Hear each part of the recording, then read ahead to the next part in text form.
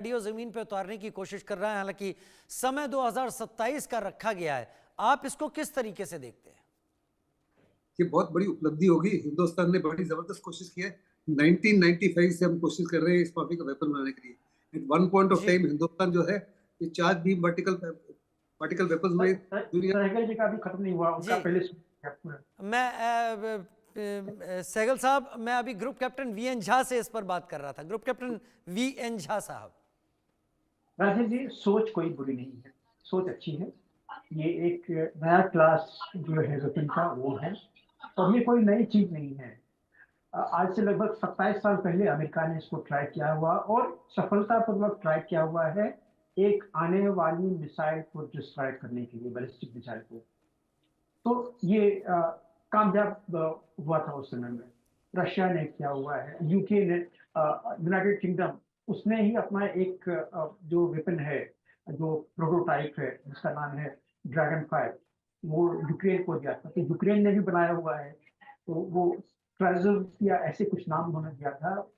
लेकिन देखिए, सिद्धांतिक तौर से ये वेपन्स जो है, वेपन है, कैपेबिलिटी रखते हैं टारगेट को खत्म करने की। लेकिन प्रैक्टिकली ये कामयाब कितना होता है वो आपको देखना पड़ेगा। क्या अमेरिका ने आज के दिन में वो महारत हासिल कर ली है? 27 साल पहले जो चीज इफेक्टिव हुआ था, क्या आज के दिन में उनके जितने वॉरफील्ड हैं, जितने विदेशी उसके पोस्ट हैं, क्या वो DEW से सुसज्जित हैं और वो सेफ हैं? नहीं। वही चीज रशिया का है। रशिया के ऊपर तो यूक्रेन का जो ड्रोन है वो भी यहाँ के अटैक कर रहा है। क्या रशिया अपने DEW से उसको रोकने में सक्षम रहा है? नहीं।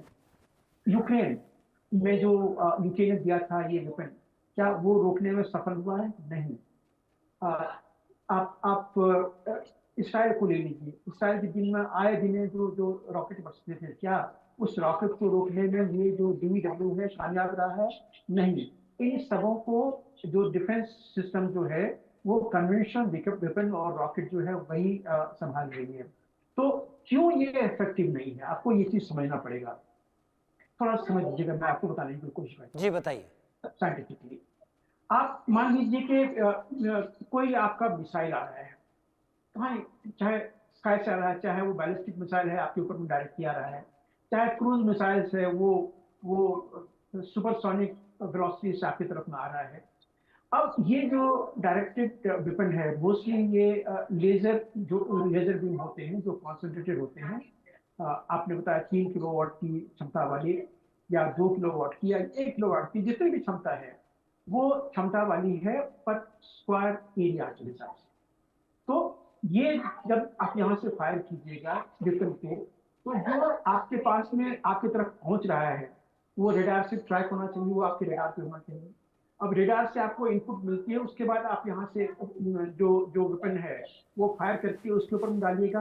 आप इमेजिन कीजिए कि 5 मीटर का जो मिसाइल है आपके तरफ में ध्वनि की गति से के हिसाब से, या उससे दोगुने या तिगुने हिसाब से आ रही है, तो क्या आप उसको एकदम फोकस एक जगह पे रख पाइएगा जो बिना एनर्जी आप यहाँ से छोड़ रहे हैं? आप जानते हैं, हम लोगों ने चंद्रयान जो भेजा था उसका जो ऑटोमेटेड कंट्रोल था वो चंद्रयान के अंदर में ही था, क्योंकि वहां से लाइट यहाँ पे आएगी जो इलेक्ट्रोमैग्नेटिक वेव होती है, और फिर यहाँ से जब कमांड भेजेगा उसमें 4 सेकंड से ज्यादा लगते थे। तो 4 सेकंड तो छोड़िए, अगर आधा सेकंड भी इसमें टाइम लगा, ये जो जो आपके पास में जो मिसाइल आ रहे हैं और जब आप यहाँ से इसको फायर कर रहे हैं, यूजुअली 1.2 सेकेंड का जो टाइम होता है वो लगता है। तो 1.2 सेकेंड में ये काफी आगे बढ़ गया होगा। तो आप अगर एक स्पॉट पे इसको आप केंद्रित करना चाहते हैं वो मुश्किल होती है। दूसरी, हवा में आप कोई चीज गर्म कीजिए, जब आप इतनी वेलोसिटी से जा रहे हैं तो जो हीट जनरेट हो रहा है वो हीट हवा द्वारा, जो ऊपर में ठंडी हवा है, ठंडी हवा द्वारा वो ठंडी कर दी जाती है। तो ये दूसरी चीज हुई। तीसरी, जब आप ये लेजर को फायर कर रहे हैं तो इसकी जितनी एनर्जी है हवा के थ्रू जब ये जाती है तो हवा में जलवाष्प होते हैं, जलवाष्प के जो कण है वो इसको वीक कर देता है। तो फाइनली जितनी दूर आपका टारगेट होगा उतनी एनर्जी का ह्रास होगा, और जो इफेक्टिव एनर्जी जो उसके ऊपर पड़ती है मिनिमम, क्या उससे उसका डिस्ट्रक्शन होगा? नहीं होगा।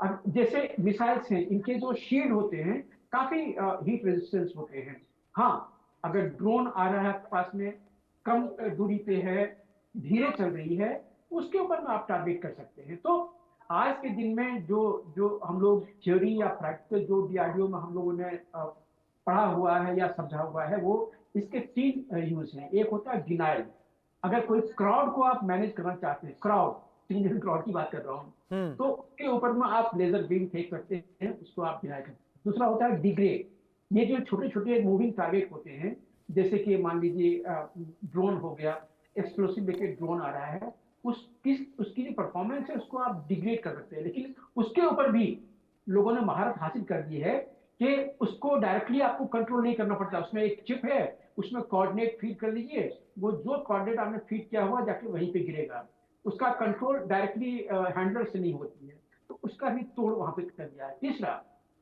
कुछ ड्रोन जो कि बहुत नजदीक हैं, जो बहुत धीरे गति से चल रहे हैं, जो कि लाइन ऑफ साइट में है या फिर रेडार कंट्रोल है, उसको आप कर सकते हैं। तो ऐसे 1 या 2 ड्रोन को आप मार के गिरा सकते हैं। तो जो हम लोग